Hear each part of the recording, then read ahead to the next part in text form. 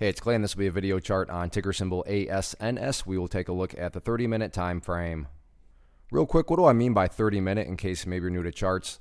Instead of each one of these candlesticks here representing 1 day's worth of price action, which is what you would normally see, each one represents 30 minutes. So while this here may look like several days worth of time, it's actually today's price action broken down into 30-minute time slices.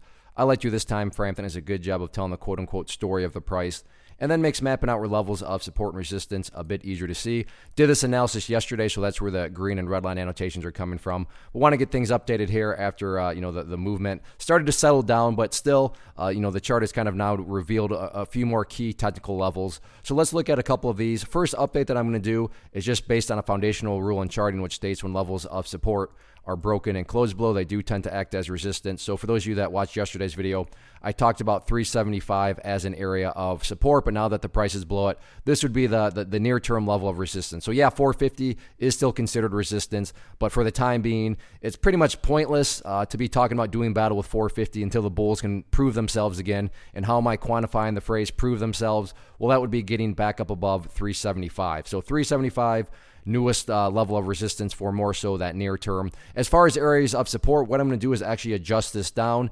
Given we got more data today, it seems as though the buyers are mainly hanging out around the $3 mark, $2.95, whatever you want to call it. But on a couple different occasions today, the price did get down around that area. And both times it did, it held nicely. So that's a nice little sign of strength there. And that'll definitely be a key technical level that many people will be watching tomorrow. And I say that because I don't want to come across like this is some great discovery on my part. But also, because a lot of people are going to be watching it, there can be some pretty big price movements that occur around that area, meaning shorts would be watching it too. So there could, definitely be potential breaks to the downside. So like I said, a lot of people watching that, so keep an eye on it. Now, in the event the $3 mark does not hold, next level of support to keep an eye on would be down here right around this previous breakout area, which sits about 250, give or take. So keep an eye out for that. But as it stands right now, as far as today's data has shown, that right around the $3 mark has proven to be pretty solid. So we'll see if the price can stay above it or not going forward. But yeah, I'll be keeping an eye on this one, and these will be the levels I'll be watching.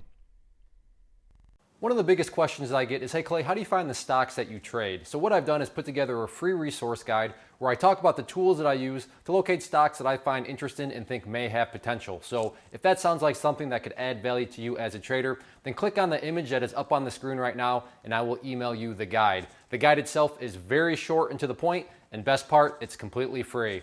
Thanks for watching the video. Let me know if you have any questions.